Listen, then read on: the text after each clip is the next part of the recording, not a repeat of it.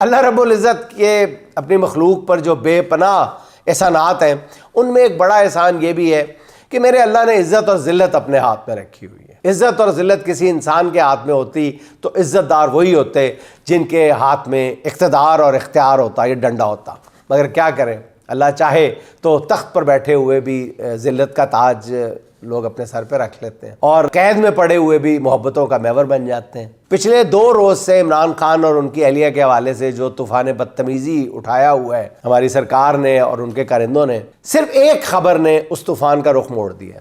دنیا میں یہودیوں کے بڑے حامی جیفری ایپسٹین کی ای میلز لیک ہوئی ہیں۔ اب ایک ایسا بندہ جو یہودیوں کا کٹڑ حامی ہے، اس پر اخلاقی نوعیت کے الزامات ہیں، اس نے اصل میں عمران خان کے خلاف بات کر رہا ہے اپنی طرف سے۔ لیکن ناظرین، بات کیا کہہ گیا وہ بات کہہ گیا ہے جو یہاں کے عمران خان کے مخالفین کو ہمیشہ کے لیے ان کے لب سی دیے ہیں، سوئی سے نہیں، سوئے سے۔ پرلے درجے کا متعصب یہودی ہے، متعصب ترین یہودی ہے، اخلاقی نوعیت کے بھی الزامات ہیں اس پہ۔ اب اس کی جو ای میلز لیک ہوئی ہیں، اس میں انہوں نے عمران خان کو، اس بندے نے، عالم مغرب اور یہودیوں کے لیے سب سے بڑا خطرہ قرار دیا ہے۔ دسو یہودیاں دا ایجنٹ جنہوں کہندے سے۔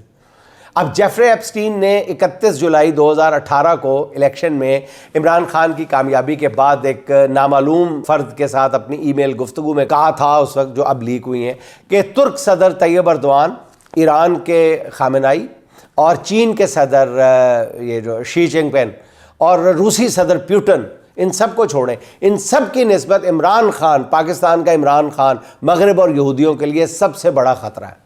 یہ جیفری ایپسٹین نے لکھا تھا۔